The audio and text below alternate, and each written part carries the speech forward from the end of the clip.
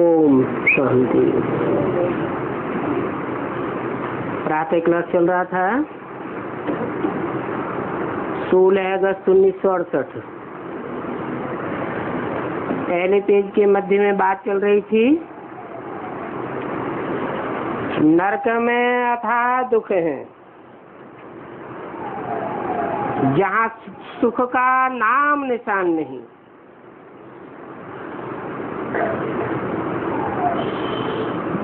ऐसे युक्ति करके बताना चाहिए।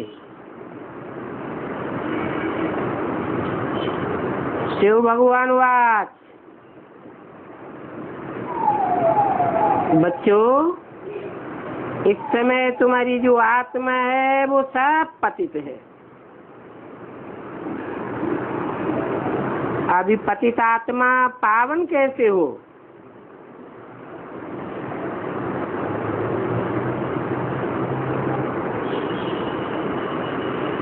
सभी आत्माएं पतित हैं, तो उन पतितों को पावन बनाने के लिए मुझे बुलाया है। भक्ति मार्ग में कहते भी आए, हे पतित पावन आओ।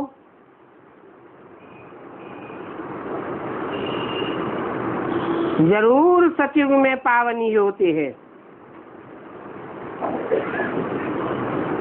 वो है ही पवित्र पुण्य आत्माओं की दुनिया,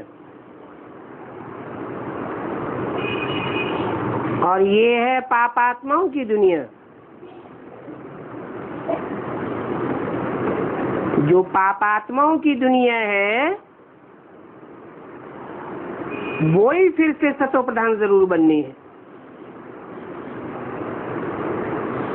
और कलयुग के बाद फिर सतयुग जरूर बनता है। नई दुनिया की स्थापना होती है, पुरानी दुनिया का विनाश होता है। गायन भी है ब्रह्मा द्वारा स्थापना।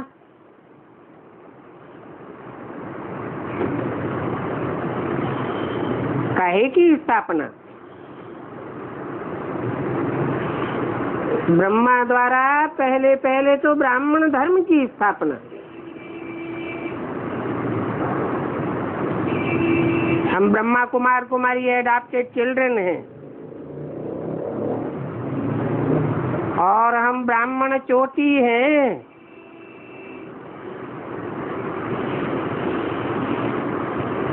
विराट रूप भी है ना। पहले ब्राह्मण, फिर देवता, फिर वैश्य, फिर शूद्र। तो पहले ब्राह्मण जरूर बनना पड़ता है। हम प्रजापिता ब्रह्मा कुमार कुमारियां ब्राह्मण हैं।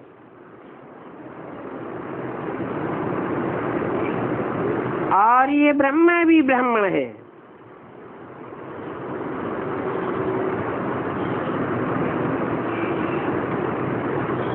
संपूर्ण ब्राह्मण तो देवताएं बनते हैं, वो होते ही है सतयुग में। तो ये ब्राह्मणों का युग बहुत छोटा है। 84 जन्मों का भी हिसाब चाहिए।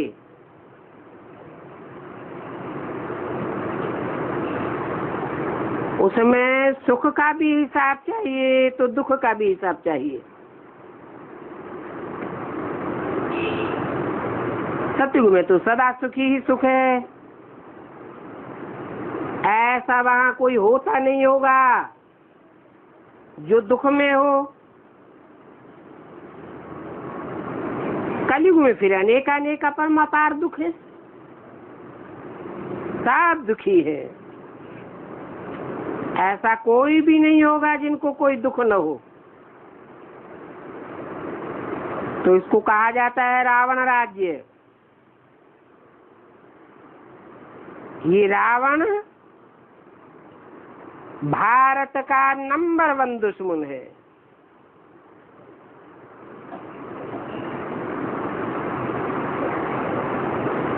सतयुग त्रेता में रावण नहीं था, परंतु भारत तो था या नहीं था? भारत तो था, रावण नहीं था। फिर ये रावण कहाँ से आया? त्रेता के बाद ये द्वैतवादी रावण आया, द्वापर आया।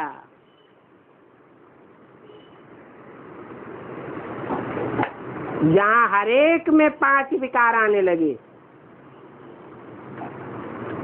सत्युग त्रेता में तो कोई विकार नहीं होते हैं। उसको कहा ही जाता है पवित्र गृहस्थ धर्म। तो 84 जन्म कैसे लेते हैं वो भी समझाना चाहिए।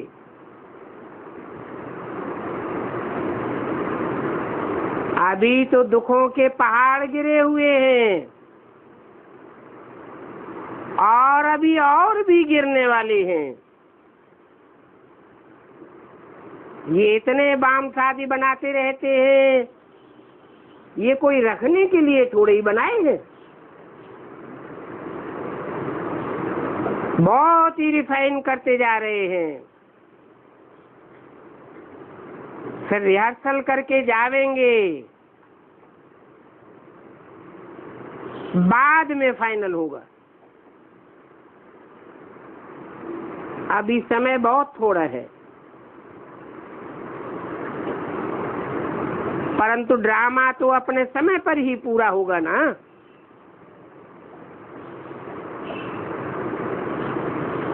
पहले पहले तो शिव बाबा का ही गीत होना चाहिए,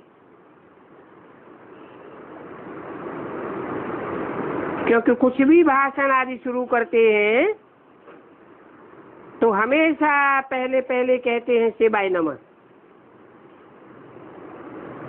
क्योंकि शिव बाबा की जो महिमा है वो महिमा तो और कोई की नहीं हो सकती।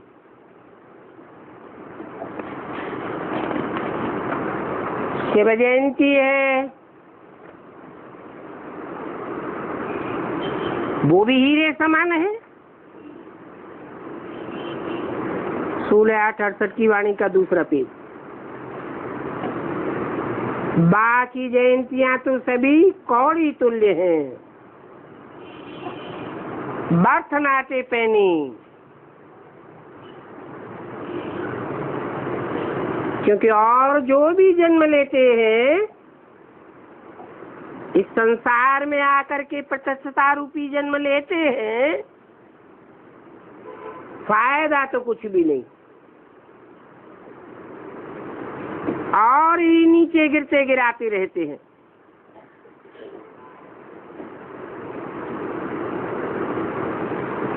तो हीरे समान जयंती थोड़े ही उनकी कहेंगे। कृष्ण के भी कोई चरित्र आदि नहीं है। वो भी पाई पैसे की बात है। क्यों? क्योंकि सतयुग में जो कृष्ण पैदा होगा,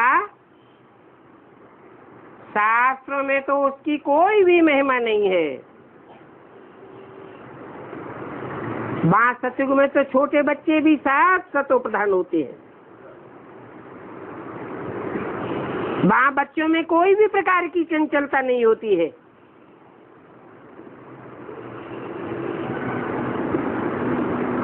भक्ति मार्ग में कृष्ण के लिए दिखाते हैं कि मक्खन खाया, ये करते थे, वो करते थे। अब ये तो महिमा के बदले और ही ग्लानि कर दी है। जैसे शिव बाबा की कितनी ग्लानि करते हैं। भक्ति मार्ग में कितनी खुशी में आकर के कहते हैं ईश्वर तो सर्वव्यापी है, तेरे में भी है, मेरे में भी है। ये तो बहुत भारी ग्लानि कर दी। परंतु तमो प्रधान बुद्धि मनुष्य इन बातों को नहीं समझ सकते हैं। जितनी ग्लानि करते जाते हैं, सर्वव्यापी समझते जाते हैं, उतना अपना ही नुकसान करते हैं। कैसे? सर्वव्यापी समझेंगे तो बुद्धि भटकती जाएगी, एक व्यापी समझें तो बुद्धि एकाग्र हो जावे। तो पहले पहले तो बाप का परिचय देना चाहिए कि बाप मुकर्रर रथ में आता है, सर्व में व्यापक बन करके नहीं आता है। और भगवान वाच है, वो भी बच्चों के प्रति है। बच्चे ही समझते हैं कि वो भगवान निराकार है। उस निराकारी के लिए ही गायन है, नामाचार होता है। निराकारी, निर्विकारी, निरहंकारी अर्थात कल्याणकारी,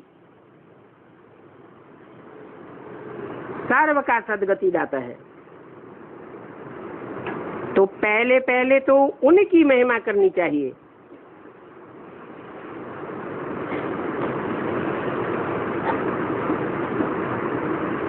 इनकी नहीं, किनकी? ब्रह्मा या कृष्ण की महिमा नहीं। वो निराकारी बाप सुख का सागर है, शांति का सागर है। बच्चे जानते हैं अभी इतना दुख क्यों हुआ है? क्योंकि रावण का राज्य है। ये रावण का राज्य, इसमें सबका दुश्मन ये रावण है। दुश्मन है तो मारते भी हैं, परंतु हर रावण दुश्मन मरता ही नहीं।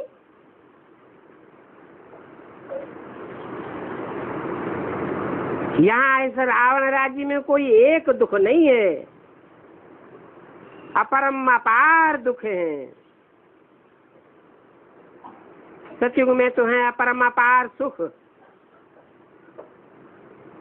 5000 वर्ष पहले भी बेहद के बाप के बच्चे बने थे, और यही वर्षा बाप से लिया था।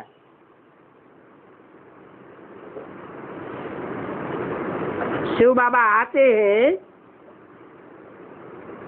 तो जरूर आकर के कुछ करते तो होंगे ना, ऐसे तो नहीं जैसे और धर्मात्माएं आए, धर्म पिताएं आए, महात्माएं आए,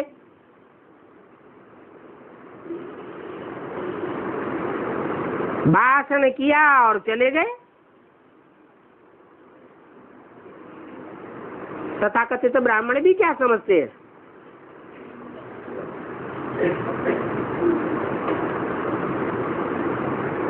ब्रह्मा में भगवान बाप आया, क्या करके गया है? बस मुरली सुना के चला गया, कथनी करके चला गया, करनी कुछ भी नहीं की। गायन कथनी का होता है या करनी का होता है?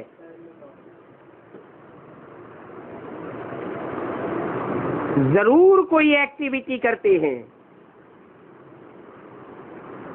तभी उनकी महिमा होती है।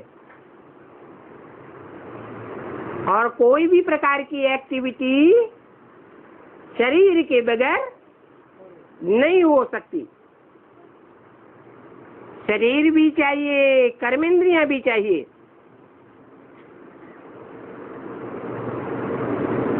शिव बाबा के लिए ही कहते हैं शिवरात्रि। उन्होंने भक्ति मार्ग में फिर शिवरात्रि में कृष्ण रात्रि मिक्स कर दी है। कृष्ण की भी रात्रि मनाते हैं, क्योंकि कृष्ण को भगवान समझते हैं ना।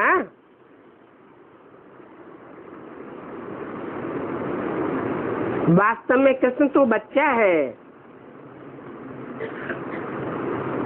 बाप की जयंती पहले होगी या बच्चे की होगी? वास्तव में शिवरात्रि के बाद है कृष्ण की रात्रि।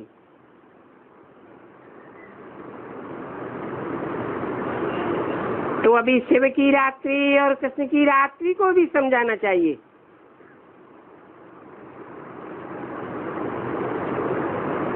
शिव तो आते ही हैं बेहद की रात्रि में।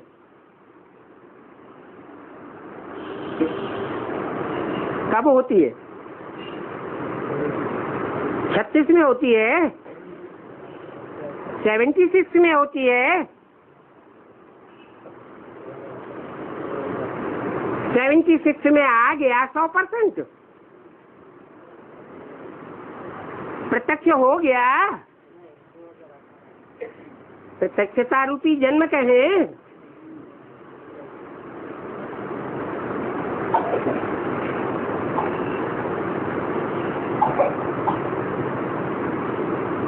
कृष्ण का जन्म तो अमृत वेले है, रात्रि के समय नहीं है। शिव की रात्रि मनाते हैं, परंतु उनकी कोई भी तिथि तारीख नहीं है। बच्चे जी समझते हैं, कब आते हैं कब चले जाते हैं कुछ पता ही नहीं लगता। कृष्ण की तिथि तारीख घड़ी नक्षत्र सब कुछ बताते हैं।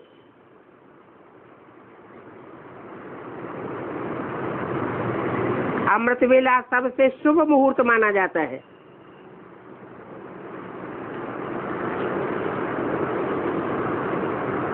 वो लोग तो कृष्ण का जन्म रात्रि के 12 बजे दिखाते हैं, परंतु वो कोई प्रभात नहीं होता है।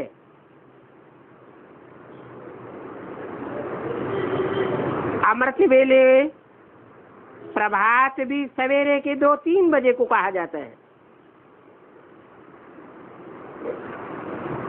जबकि सिमरन भी कर सके। ऐसे थोड़े ही कि 12 बजे विकार से उठ करके कोई भगवान का नाम लेता होगा, बिल्कुल ही नहीं ले सकते। अमृत वेले 12 बजे को नहीं कहा जाता है। उस समय तक तो मनुष्य पतित गंदे होते रहते हैं।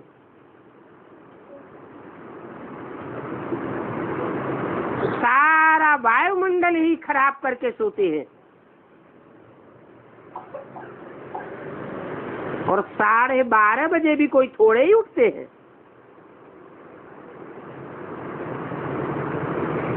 वास्तव में अमृत वेला तो है ही 3, 4, 5 बजे का समय।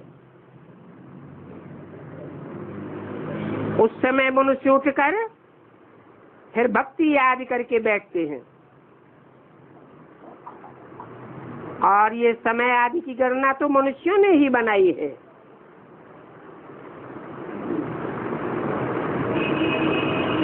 परंतु वो समय कोई ठीक नहीं है।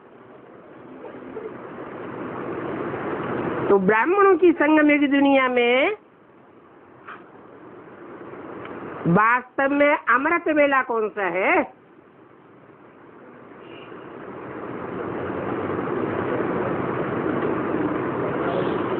कब कहें कृष्ण का जन्म, कब कहें शिवरात्रि?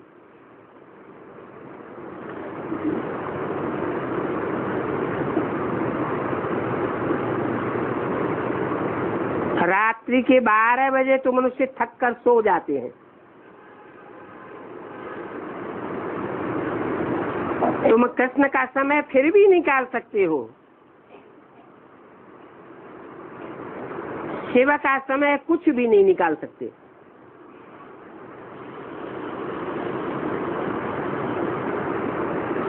समय की बात है, सन की बात नहीं बताई, दिन नहीं बताया। तो ये बाप खुद ही आकर के समझाते हैं। क्या क्या समझाते हैं? हैं कि वास्तव में अमृत वेला, बेहद का अमृत वेला कौन से टाइम पर है, कब है?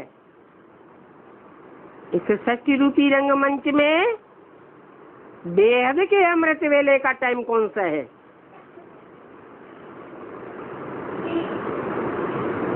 बाप को खुद ही आकर के बताना पड़ता है।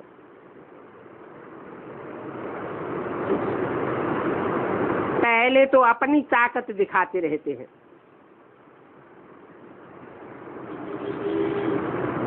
तो पहले पहले महिमा बतानी है शिव बाबा की।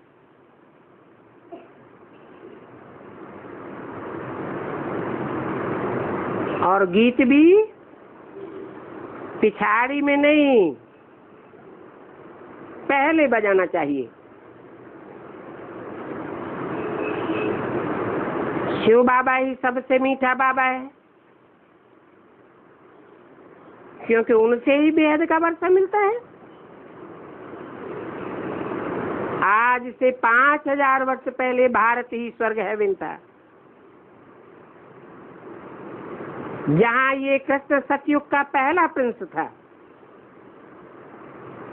और वहाँ परम अपार सुख थे। अभी तक भी उस स्वर्ग का गायन करते रहते हैं। कोई मरता है तो भी कहेंगे फलाना स्वर्ग गया। अरे जो भी मरते हैं वो कहाँ मरते हैं? नरक में मरते हैं या स्वर्ग में मरते हैं? नरक में मरेगा तो नरक में जन्म लेगा, स्वर्ग कहाँ से पधारा? स्वर्ग में मरेगा तो स्वर्ग पधारेगा।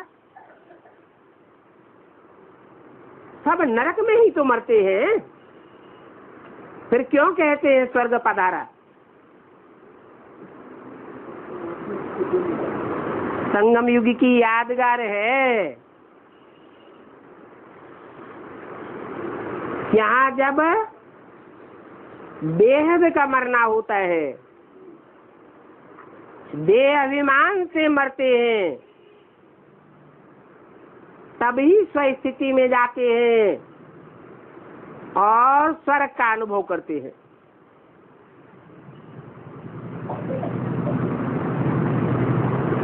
नहीं तो वास्तव में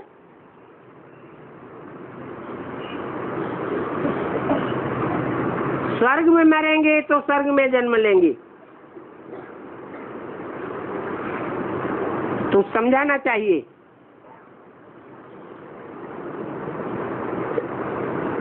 कि हमको तो 32 वर्षों का अनुभव है।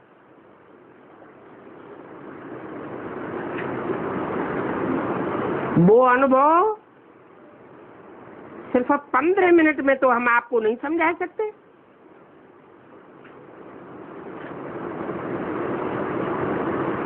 सारी बात समझाने के लिए तो समय चाहिए। फिर भी पहले पहले तो हम आपको सेकंड की बात बताते हैं, और वो सेकंड की बात है बेहद का बाप दुख हरता और सुख करता है।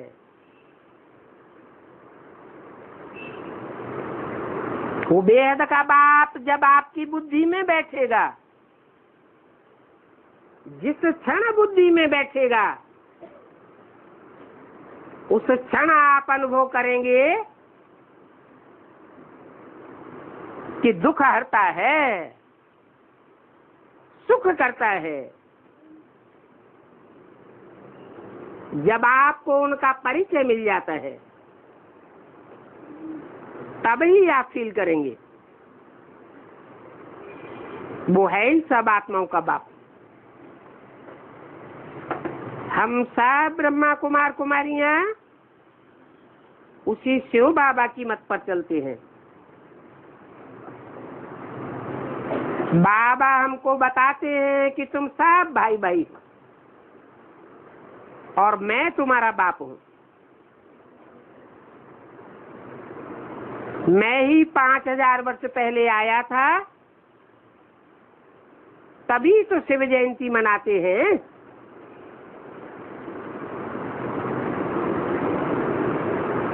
स्वर्ग में तो कोई कुछ भी नहीं मनाता, वहां कोई उत्सव आदि नहीं होता, कोई जश्न नहीं मनाते हैं। क्यों? क्योंकि वहां तो रोज ही सुख है, उत्सव ही उत्सव है, सारा जीवन ही उत्सव है। इस रावण राज्य में दुख ही दुख है। तो भक्ति में मनुष्य अल्पकाल के लिए जश्न मनाते हैं, उत्सव मनाते हैं, त्योहार मनाते हैं। वो भी संगम युग की यादगार है, जब बाप इस सृष्टि पर आया था। स्वर्ग में कुछ भी मनाना करना नहीं होता है।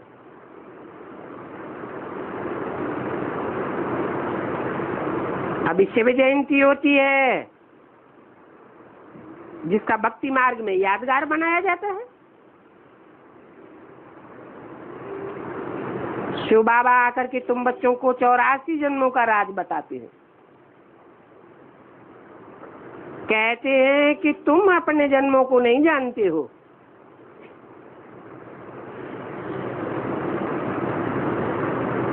न जानने के कारण कह देते हो 84 लाख योनियों में जाती है आत्मा। वास्तव में सिर्फ 84 का चक्कर है, और वो 84 के चक्र की बात मैं ही आकर के बताता हूँ। अभी ये गीता का एपिसोड चल रहा है। नई दुनिया की स्थापना ब्रह्मा द्वारा हो रही है और पुरानी दुनिया का विनाश शंकर के द्वारा।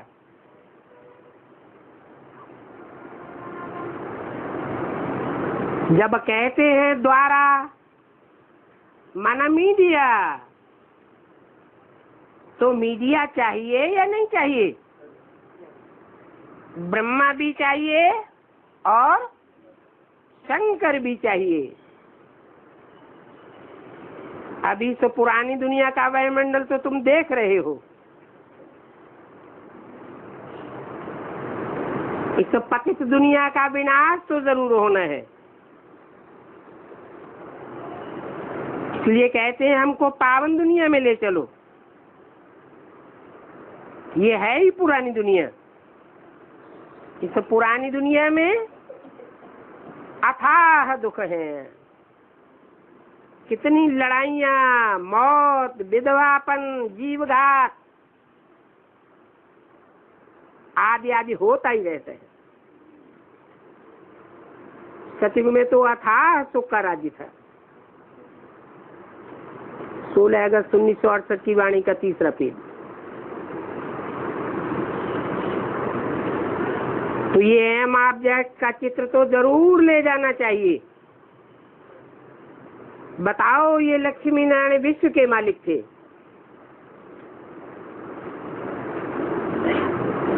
हम 5000 वर्ष पहले की बात सुनाते हैं। 5000 वर्ष पहले ही महाभारत युद्ध हुआ था। गलती सिर्फ ये हुई है कि वहां भगवान का नाम कृष्ण डाल दिया है। वास्तव में भगवान कोई कृष्ण नहीं है। 5000 वर्ष पहले नर को नारायण बनाने वाला वो निराकार बाप इस सृष्टि पर आया हुआ था।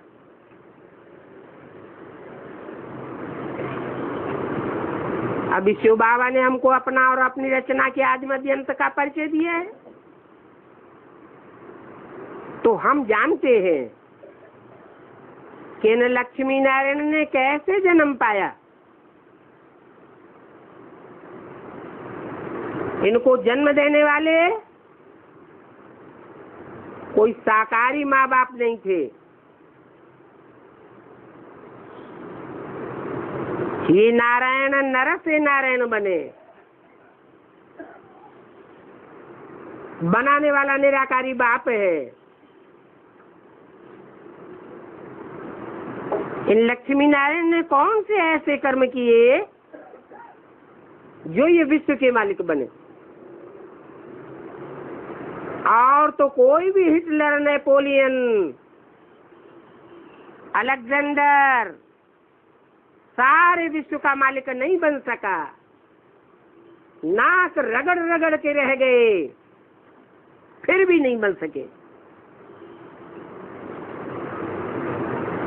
ऐसे कर्म इन लक्ष्मी नारायण को किसने सिखाए? जरूर कहेंगे आज से 5000 वर्ष पहले जब बाप आया था, महाभारत युद्ध कराया था और युद्ध से पहले गीता ज्ञान सुनाया था। कर्म अकर्म विकर्म की गति समझाई थी। ऐसे श्रेष्ठ कर्म करना बाप ने सिखाया था। और तो कोई दुनिया में धर्म पिता या महात्मा धर्मात्मा ऐसे कर्म सिखा ही नहीं सका जो विश्व का मालिक बना सके। बाप बताते हैं कि सतयुग में कर्म अकर्म हो जाते हैं, क्योंकि वहां सब आत्मिक स्थिति में रहकर कर्म करते हैं। देवान होता ही नहीं है तो विकर्म बनते ही नहीं है।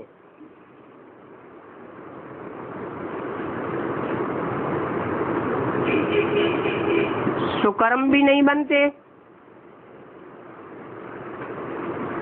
क्योंकि सुंदर कर्म सिखाने वाला वहां कोई होता नहीं है। तो पाप कर्म भी नहीं बनते और पुण्य कर्म भी नहीं बनते। वहां देवताओं के द्वारा किए हुए कर्म अकर्म हो जाते हैं। यहाँ इस दुनिया में रावण राज्य होने के कारण कर्म विकर्म बन जाते हैं, क्योंकि अनेक प्रकार की मतें हैं। एक मनुष्य की मत दूसरे मनुष्य की मत को काट देती है।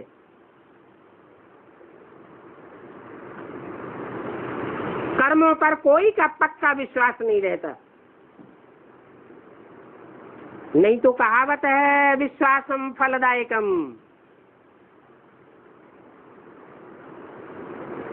सब असत कर्म करना सिखाते हैं। इसलिए इसको पापात्माओं की दुनिया कहा जाता है।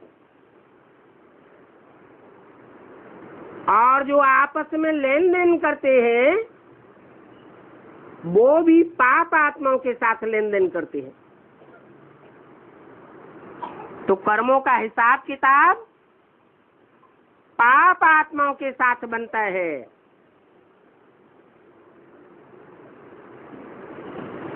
और संगम युग में तो बाप आते हैं। बाप के ऊपर पाप और पुण्य का कोई लेप छेप नहीं चढ़ सकता, क्योंकि वो तो सदैव ही निराकारी स्टेज में रहने वाला है, सदैव ही निर्लिप्त है,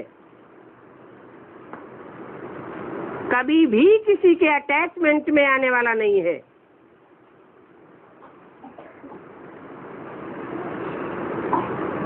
यहाँ तो देखो कैसी पाप आत्माओं की दुनिया है, पेट में ही बच्चा होता है तो सफाई कराए देते हैं। कितनी क्रिमिनलाई रहती है, ये है ही क्रिमिनलाइज्ड की दुनिया। सत्य को कहा जाता है सिविलाइज्ड। यहाँ तो आंखें बहुत पाप करती हैं, और वहां तो कोई भी प्रकार का कोई भी कर्मेंद्रिय से पाप नहीं होता। सतयुग से लेकर के कलयुग अंत तक हिस्ट्री ज्योग्राफी कैसे फिरती है, ये तो सबको जानना चाहिए। इस दुनिया के कोई भी विद्वान पंडित आदि नहीं जानते हैं। ये दुखधाम, ये सुखधाम क्यों कहा जाता है, कोई भी नहीं जानते। वास्तव में सारा मदार है पतित और पावन होने पर। पतित बनते हैं तो दुखधाम होता है, पावन बनते हैं तो सुखधाम होता है। इसलिए बाप कहते हैं ये काम महाशत्रु है। इस काम को जीतने से तुम जगत जीत बन जाएंगे। आधा कल्प पवित्र देवी देवताओं की दुनिया थी, वहां दैवी गुणों वाले मनुष्य थे।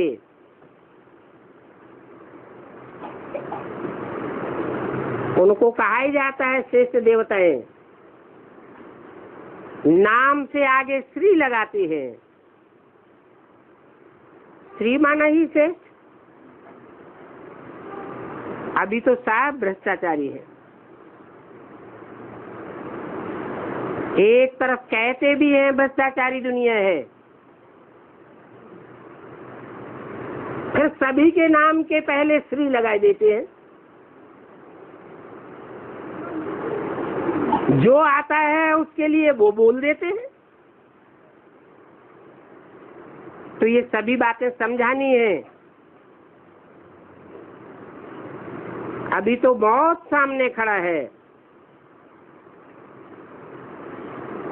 इसलिए बाप कहते हैं माम एकम याद करो तो तुम्हारे पाप कट जाएंगे। तुम सतो प्रधान बन करके सुखधाम के मालिक बन जाएंगे। अभी इस दुखधाम में अनेक प्रकार के दुख हैं। बोलो, कितनी भी तुम लोग कॉन्फ्रेंस करो, संगठन करो,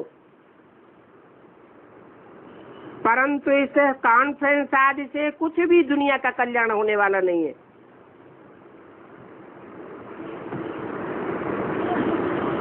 ये बात तुम दुनिया वालों को भी बता सकते हो, और ब्राह्मणों की दुनिया में भी इसकी शूटिंग करते हैं।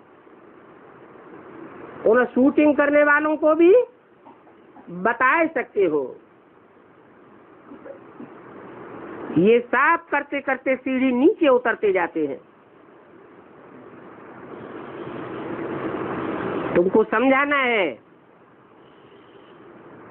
कि बाप तो अपना कार्य अपने बच्चों के द्वारा ही करते हैं। वो करनहार भी है और करावनहार भी है। तुमने पुकारा ही है, हे पतित पावनाओ, तो ऐसे थोड़े ही कि ज्ञान सुना करके चले जाएंगे। नहीं, आते हैं तो पतित दुनिया को पावन बना करके जाते हैं। तो बाप अपने समय पर आए हुए हैं, गायन भी है यदा यदा हि धर्मस्य, जब जब धर्म की ग्लानि होती है तब तब मैं आता हूँ। कोई एक धर्म की बात नहीं है, सभी धर्मों की ग्लानि हो जाती है। सभी धर्म के नाम पर अधर्म हो जाते हैं।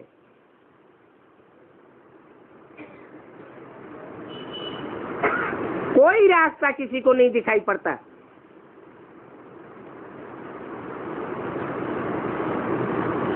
तो देखो, इस श्लोक का अर्थ भी कोई जानते नहीं है। यदा यदा हि धर्मस्य, बुलाते रहते हैं पतित पावन आओ, तो जरूर बुलाने वाले पतित हैं। बाप कहते हैं रावण ने तुमको पतित बनाया है।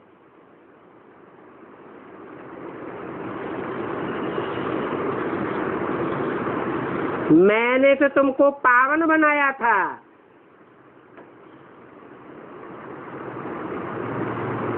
पावन बनाने की बात कौन से युगों की बात है?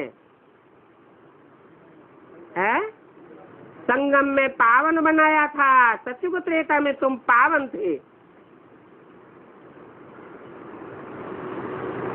फिर पतित किसने बनाया और कब बनाया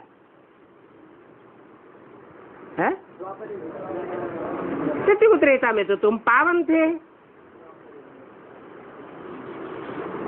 द्वैतवादी द्वापर युग से जब दो दो बातें सुनाई जाने लगी तब तुम पतित बने हो।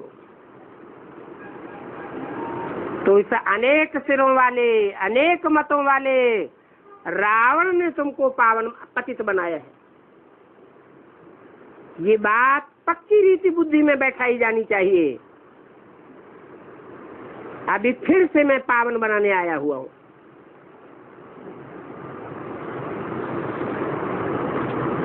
तो ये बात बुद्धि में बैठाओ। कौन सी पहली पहली बात? कि एक के द्वारा पावन बनते हैं और अनेकों के द्वारा पतित बनते हैं।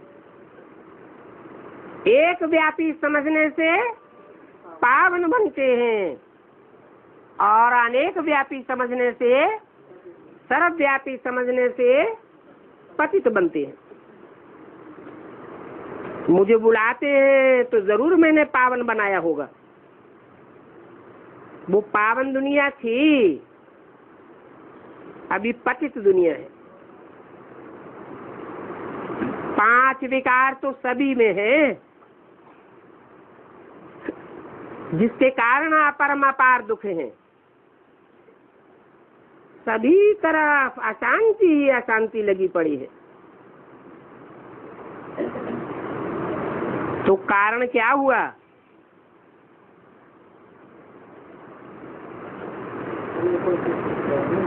कारण हुआ कच्छ अवतार, मत्स्य अवतार। क्या क्या बताते रहते हैं। ये भगवान को बैठ गालियां दी हैं। क्या मैं कच्छ मत्स्य सुअर का आकर के बच्चा बनता हूँ? जानवरों में प्रवेश करके जानवरों को समझाऊंगा? जानवर ज्ञान सुनेंगे? अभी तुम बच्चे जानते हो कि अभी भी ब्राह्मणों की जो 9 कुड़ियां हैं वो सब नंबरवार हैं। सब तो ज्ञान नहीं उठा सकेंगे।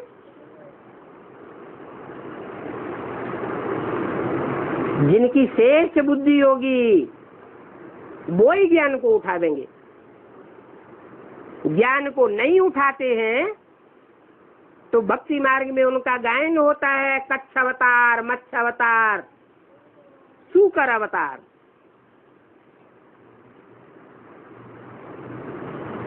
जब इससे भी पूर्ति नहीं होती है तो अंत में फिर कहने लगते हैं पत्थर ठिक्कर भित्तर में है।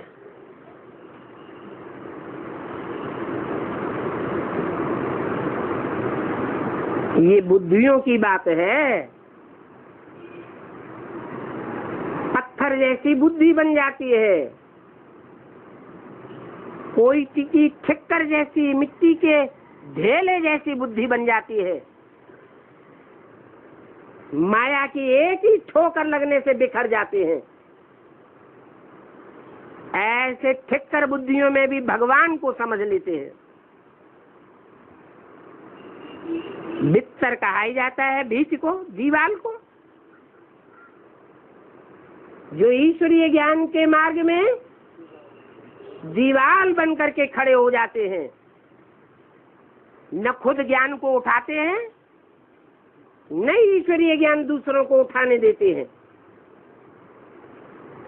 ऐसे भुत्तर बुद्धियों में भी मेरे को व्यापक समझ लिया है। जब ऐसी तुम्हारी अवस्था देखता हूँ, किसकी? दुनिया वालों की नहीं। जब ऐसी तुम्हारी अवस्था देखता हूँ कि इतने पाप आत्मा बन जाते हो, तब मैं आता हूँ। क्या मतलब?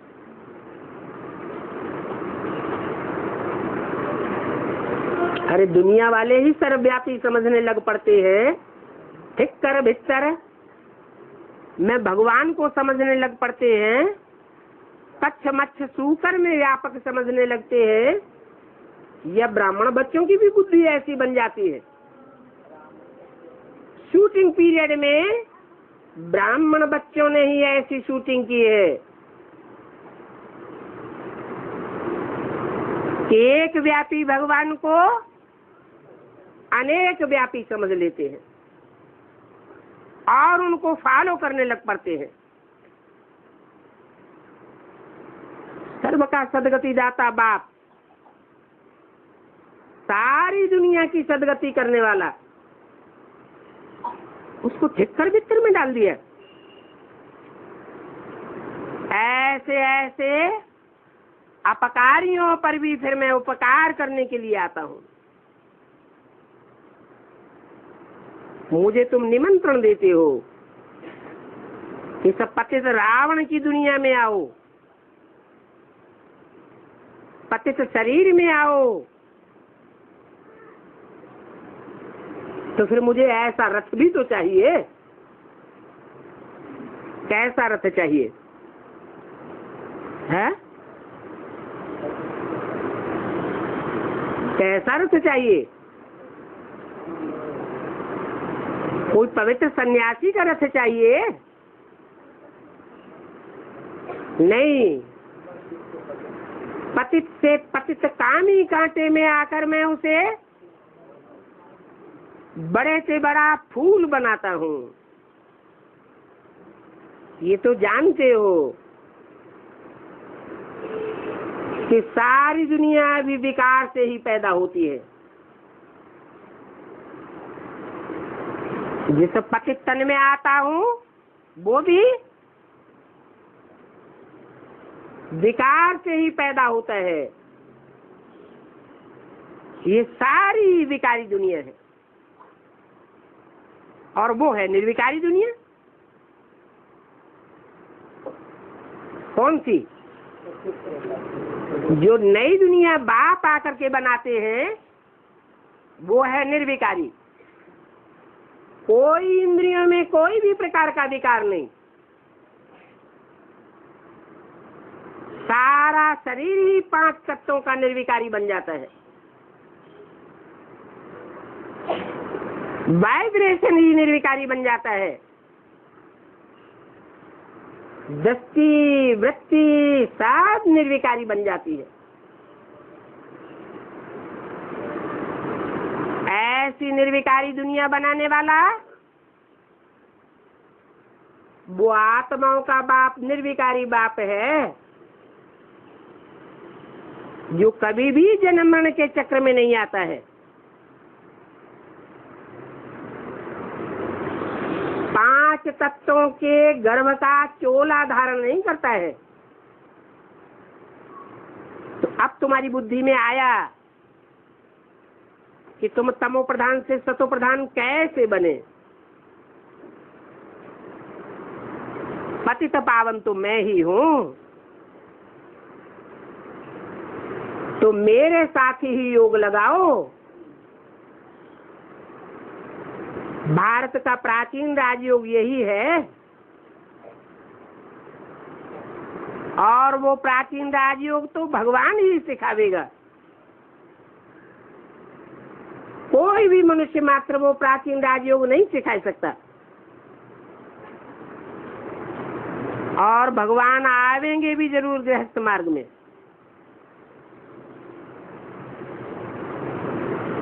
कैसे वंडरफुल रीति आते हैं। ये पिता भी है तो माता भी है, क्योंकि गौ मुख चाहिए। जिस गौ के मुख से अमृत निकले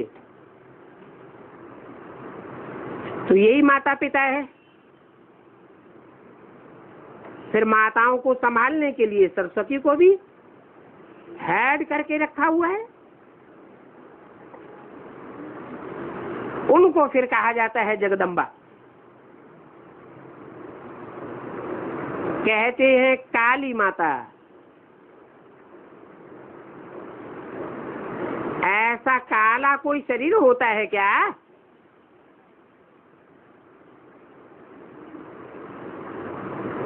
कृष्ण को भी काला बना दिया है, क्योंकि काम शिक्षा पर चढ़ करके काला बन गया है।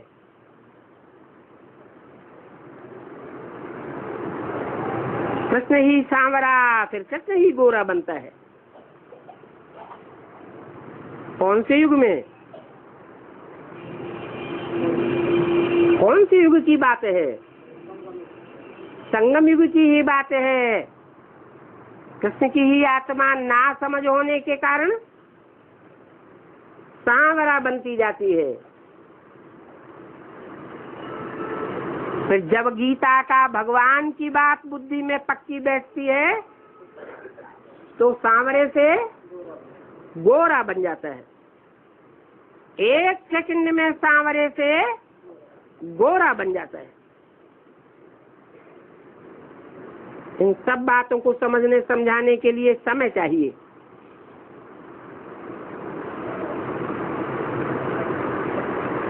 आज की दुनिया में किस चीज की वैल्यू है?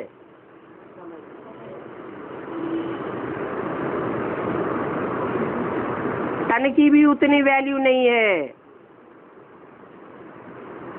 मनुष्य के शरीर की तो जैसे बिल्कुल वैल्यू ही नहीं रही। धन की भी वैल्यू नहीं है। हर मनुष्य वैल्यू देता है समय को। तो कोटों में कोई निकलते हैं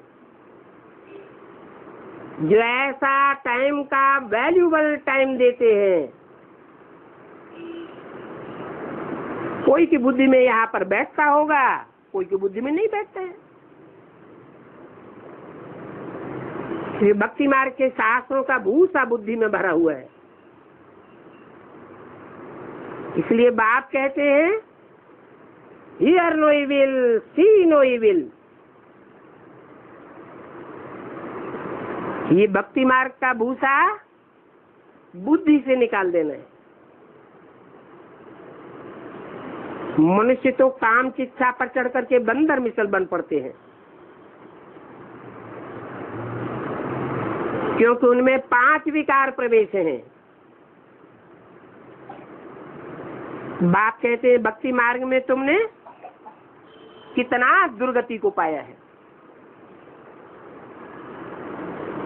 अभी मैं आकर के तुमको हीरे समान बनाता हूँ। अच्छा, ओम शांति।